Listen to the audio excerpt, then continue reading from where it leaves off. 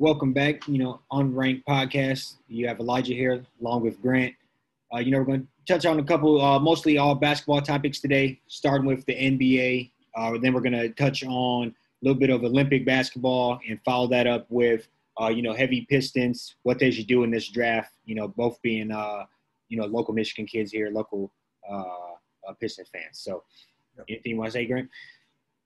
Yeah, no. So just like you said, to hit it off, we're a real basketball heavy segment. I'm just gonna kind of dive into what's going on with the finals. Just kind of talk about that 0-2 Team USA start, and then this is where we think hopefully the Pistons can kind of take some of that momentum from last year's draft, and having those all NBA kids, or all rookie team kids, be able to go to play for Team USA and. Just looks like everything's looking on the upside for the Pistons. We hope they can keep that momentum going in the draft. Yes, sir.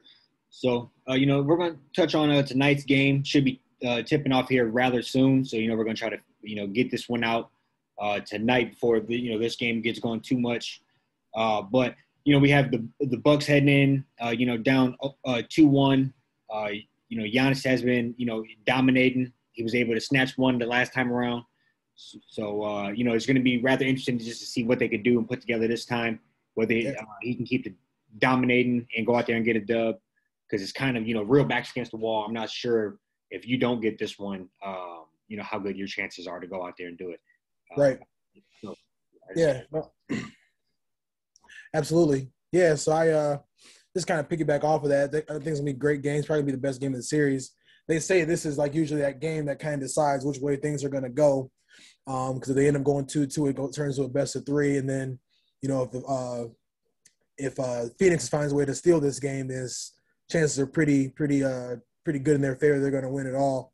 I think just from the Phoenix Suns side of things, I see Devin Booker. He had a pretty bad game last go around, to where he didn't even play like almost the entire fourth quarter. I expect him to come out and be very aggressive, trying to get to the line to see that ball go into the rim. Just kind of shake off the little bit of that rust that he's had over the last few games. I also see Chris Paul just really kind of get into that takeover mode like he did that closeout game against the Clippers and a closeout game against the Nuggets, to where, I see him probably just being more on like a score first type basis. Obviously still doing what he does as a point guard, one of the best point guards in the game, but I do kind of feel like he'll be kind of more wanting to put the ball in the basket, put pressure on the Bucks defense, and keep that pace going up and down to give themselves like a good fighting chance to steal one in Milwaukee. Yeah. No, I agree, and I think this game is really going to come out to how hot can the Bucks come out. I entirely anticipate them being at home, taking last game. They come out and really jump on them and get a good lead. And maybe they could just keep that momentum and ride it out. So it's really, I think it's going to come out to, if they can come out hot like I kind of anticipate, and what the Suns can do about as far as, maintaining that, weathering the storm, and kind of chipping into the lead and making it a close game as you head into the second half. Yeah. So that's kind of how I anticipate the game going, is them to kind of get a good jump. The Suns chip back into it throughout the game, and then, it's kind of, whoever can put it together at the end the most. So right. That's kind of my 2 cents on that. I do think Giannis has been playing incredible. I think, he's dominating, putting up big numbers, points, rebounds. You mentioned earlier how he's not afraid to get to the line, even with the struggles. Yeah. So, I am impressed. Obviously Chris Paul has been doing his thing, but, Devin Booker's had a couple shaky games. Mm-hmm. So I think the younger players are they're going to try to – they should have to come out and prove themselves this time around. Maybe if Devin Booker can come out, or if Giannis can continue it. So that's going to be interesting. Yeah. Yeah. So this is one of them pivotal games. This is really going to be the one that, in a sense, ultimately decides the series. Yeah. Depending on which way it goes, it'll have a huge impact on how the series plays out. But no, I think obviously it's going to be a good one. I think Giannis is I think he's already kind of spilled that blood in the water. It's still crazy to me that his knee Like, he looked like you thought he would have tore something, a couple weeks back, and now he's out there putting up 40 and 15. So I'm definitely looking forward to this matchup tonight. Yeah. So, just kind of wrap up. I think this ultimately the Suns will still pull it out. But I am impressed with Giannis, and it's going to be interesting to see what he can do in Milwaukee, whether he can, this time around and going forward, how that's going to play out. Because if he can get to championships and potentially win, that's what more can you really ask for? So that's what you're looking to do here. So right, and yeah, this is also one of them things too where Nets can stay healthy next year and keep everybody on that team. Right, like this window for the Bucks, it might not be there. That's true. Next couple years, so you got like Philly, they're playing really well. Atlanta, they can get a piece or two, and they had a lot of guys that are injured and stuff that didn't play a ton in the playoffs for them. So this is the Bucks' time to kind of get out there and just go at Phoenix and try to change the momentum in this series and possibly bring a title to Milwaukee. For sure. You brought up KD, and KD was unable to put it together with Brooklyn this year. Literally half an inch away from being in the finals right now. So, it's kind of interesting to see from him roll from that to, well, first of all, he was injured for what seemed like the longest time, to roll into this playoff run, and then momentum that he has now heading into the Olympics. And just kind of seeing that team that we have together, kind of a nucleus of a bit of unique people, really. It's kind of not what you would have anticipated the roster to look like, all very solid, great players, great athletes. But it is a kind of a unique, group of guys. So they kind of started out 0-2. They were able to get one, so now they're 1-2. I just don't know. What do you kind of think about the team, and what do you, the issues are, and who you kind of afraid of looking forward as far as teams preventing them from getting a goal? Yeah, no, no, it's kind of crazy. I mean, I think we're always used to just seeing like Team USA just dominate, especially like that year. I think it was like 2016, and it was like Kobe, Bron, Wade, Kyrie, KD. I mean, like, I think the White Howard's on that team, Chris Bosh, and they were just blowing everybody out of the water. I think, at first I was kind of critical of like Team USA and how they was losing some of these games, but then I had to like kind of do a little bit of research. And then I started to realize that, a lot of these international teams, they got a lot more guys in the league than they used to.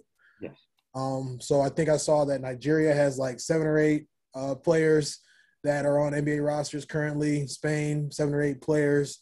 Australia has like 5 or 6 guys that, some of these guys are kind of like, 8th, 9th, 10th man, maybe not playing a ton, but some of these guys are also like NBA starters. So I'm not necessarily making any excuses for the NBA, Team USA, not the NBA, Team USA, but just as far as, one thing I did want to add as well for them is that they did just come off, a lot of those guys came off of a 72-game season, some of them made the playoffs, and they was already in the bubble, 2 months before this season started already.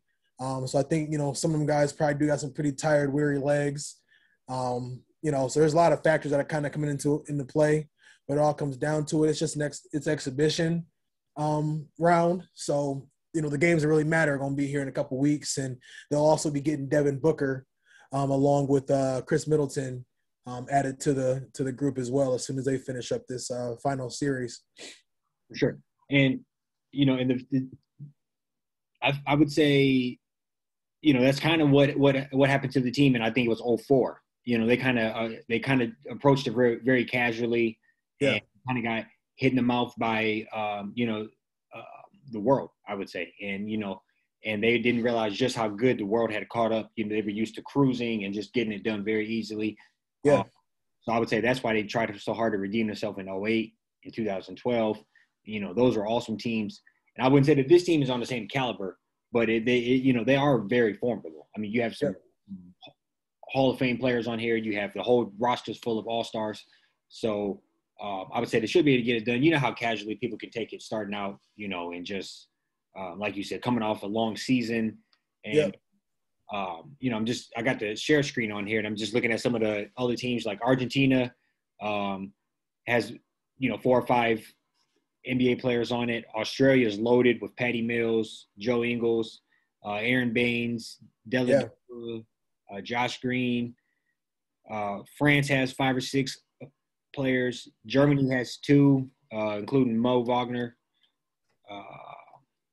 Nigeria has like 8, like you said. So it's pretty impressive. And when Spain's always been loaded. Yep, Spain is completely loaded. Including Paul Gasol out there doing it at 41 years old. Yeah, it's crazy. And I think Maurice Scola, we played them the other day too, and he's like 40 something out there. Yeah, I didn't recognize him because he 40. Yeah, I didn't recognize him because he usually always had long hair. Now he got like the little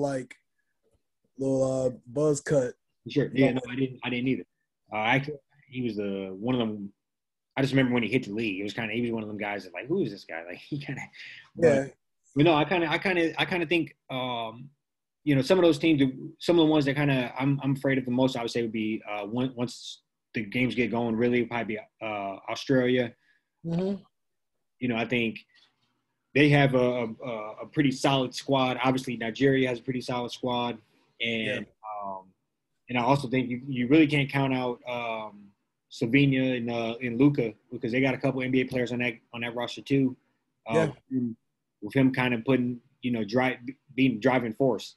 Mm-hmm. So those are kind of the 3 teams, along with America, obviously, I think are going to be in the mix at the end. But I think if you had to name a couple of teams that would prevent the U.S. from fully getting in, I would say that would be not getting in, but getting to the gold. That would be the couple of teams I would be afraid of. Yeah, no, absolutely. I think one thing like the United States got to kind of be careful of is like, a lot of these guys, they're out there trying to, USA's always been the team to beat, so they come with a little bit more motivation.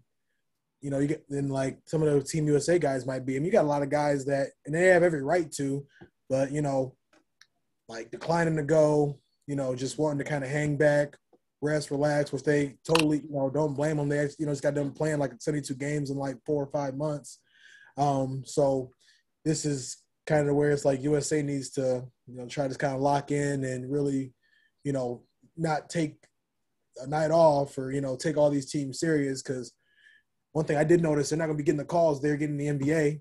The game is a little bit more physical over there. Exactly. And I'm pretty sure you can still take the ball off the rim. On offense and defense. So, there's a little slightly variations to the game. But you mentioned, I kind of drew a blank on that. But I just think it's going to be interesting to see them play, play it out, and if they can kind of pull it together. Oh, no, you mentioned teams wanting to pick up and play the U.S. and, because the best of the best plays for the U.S. I looked up, or I seen that we beat that Nigerian team that beat that 4 or 5 years ago by like 60 points.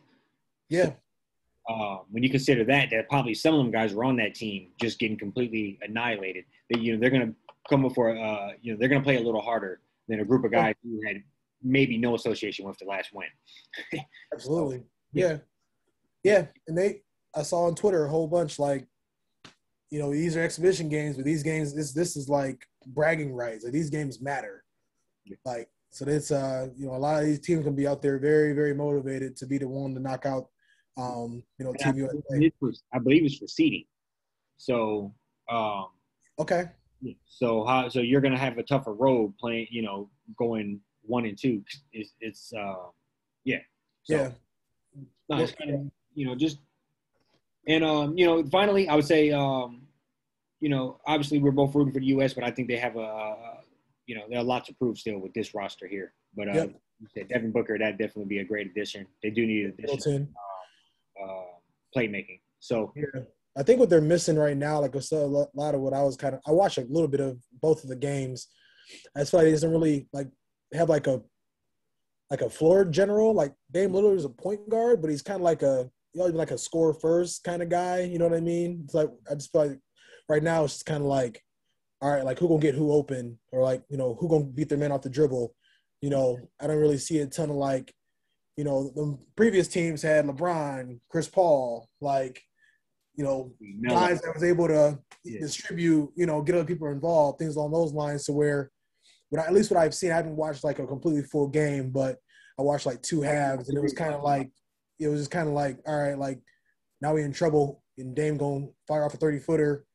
We're going to put Cade on a block and see if we can get us a bucket. And it usually works, but like sometimes the game gets tighter. Like I said, like they're not going to be getting them NBA calls, overseas. So they do got to, like I said, they got to lock in. Hope they'll gel together. I'm confident they'll gel together. And, we'll see what they can do. Yeah, no, for sure. And, just kind of roll that into, the Detroit Pistons. I'm excited is an understatement to what we could put together on as far as this draft and the roster that we currently have, the clean cap. So, that just kind of, I'm excited from that standpoint. So I'll sit here and look at the draft. The Pistons have the first pick, 37th, 42nd, and the 51st. Mm-hmm. I think obviously at the top of the draft, everybody says Cade. Would you, only being a couple weeks out, are you sold on Cade? Are you want to explore other people? Are you looking at some of the trades? What are your kind of your thoughts on that? My thoughts on it are, I think we should go ahead and take him. I don't think there's anybody out there. I mean, you never know what could happen on draft night. I mean, you got a lot of guys like Damian Lillard. He's so-called like not happy with this situation. You got Ben Simmons might be getting shopped around just because of, this struggles he had in the playoffs. I'm hearing that Bradley Beal, might be kind of looking to force his way out. I'm not saying that these players are necessarily interested in going to Detroit, but I just think we kind of have to see what offers are put on the table. But I would just like to be able to have Cade, just plug him in, struggle a little bit next year, maybe make the playoffs, most likely miss the playoffs, get another top 15 pick, try to be as active as possible in free agency. I believe after next year that like Blake Griffin's like $29 million will be off the books or whatever they're paying him, which will be huge. Yep. That'll be, 30-some million in cap space that they still have. So I think that if they're able to I think they just need to continue to trust the process. You don't want to kind of trade away generational talents like that. I think they should need to go ahead and just be patient, just kind of see what they can do with these guys. 2 or 3 years from now is not working out. Okay, shake it up a little bit, but I mean, having two all rookie team players, got quite a few draft picks in this draft, and some solid draft picks. You got like, 2 draft picks in the early second round. Those are like a lot of like gems are at. So I think they should definitely just trust the process, just do what they can to build on what they have now. And I think 2 to 3 years from now, if they do that, then they should be. I think they'll be contending again. Yeah. Do you have any thoughts as far as any gems or anybody that you are eyeing at those mid-30s, upper 40s? I mean, I think kind of hometown kid. I mean, I'd love to see like Isaiah Livers. Think that'd be a great story if we were able to, steal him in the early to mid second round. I think he would just fit like what their team is kind of like, looking for. Me feel like that Detroit culture. Played right down the street at Michigan. Can guard like the 1 through the 3, maybe even the 4. Can play like the 2 to 3, maybe a little bit of the 4. Think he's got like that good versatility. Played at school for 3 to 4 years. I believe he was there for 4 years. So I mean, he's just got a lot of like experience under his belt from college. So I think that'd be my my potential gem, or that'd be somebody I kind of want them to maybe take a peek at if he's still there. What about you? Yeah. So I guess I'm gonna start back at the top of the draft, and I would say I second a lot of the stuff what you said about Cade. I think I'm 95% sold on Cade, 5% Jalen Green. I'm being perfectly honest with you. I do like him a lot. I think he can just score. I think I watched a couple of his highlights from G League. I think he just scored, but I think you roll with Cade. Cade Cunningham, I think that's going to be a great fit for the Pistons. So you roll with him, plug him in, playmaker, can shoot the 3, can defend. Um, he didn't average that many assists, but I read all these articles that said that that's not really what they asked him to do in college at all, and that he could potentially, he's not a passer. He just wasn't asked to do so. So, I think when you consider all of that, even though we did get a point guard last year, and they want him to be kind of the point guard, I think you just gotta roll with it. You got to take best available player, and if you can get a guy that can shoot, he shot 40% from three in college. If you can shoot anywhere near that in college in the NBA, you can be an off guard and stand there and still make when you have to. But if Killian Hayes is what we think he is, and if not, he can step into the main ball handler role and go from there. So that's kind of what I think on the first pick. On those, I have a couple people I really like for the 37, 42nd, somewhere up in there. Do you remember the kid Jason Preston from Ohio University? I do. Yeah. Yep. I've been seeing him in the mid 30s. Sometimes he's in the 40s in mock drafts. I looked at a couple mock drafts. If he's there, I would definitely consider getting him. Yeah. They got him listed as a shooting guard. He can just score, and then you can never go wrong with a dude that I think could just come in and get buckets. I can't imagine him not being able to score and produce in the league. So he's like a poor man's Cade Cunningham, pretty much. I mean, their game is very similar. I remember watching him. If I'm not mistaken, they beat Virginia in the first round of the tournament. He played like point guard the entire game, played point guard very comfortably against a Power 5 team that's known for like defense, just like smothering people. So I think that's a really good call. I'd like to see. Yeah, I think if let's say Cade hits anywhere like you think, and this kid can be good along with what you have, then you have something. Then you really have firing power. You can hit threes off the bench. Starting to hit threes. You're stretching the D. But I really like that pick a lot.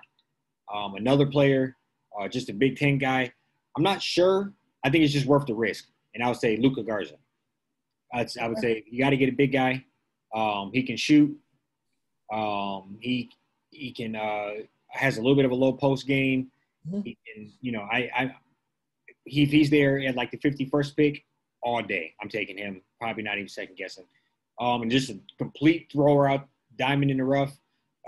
Barely played at all, and that's Thon Maker's little brother, McCord Maker. Yeah.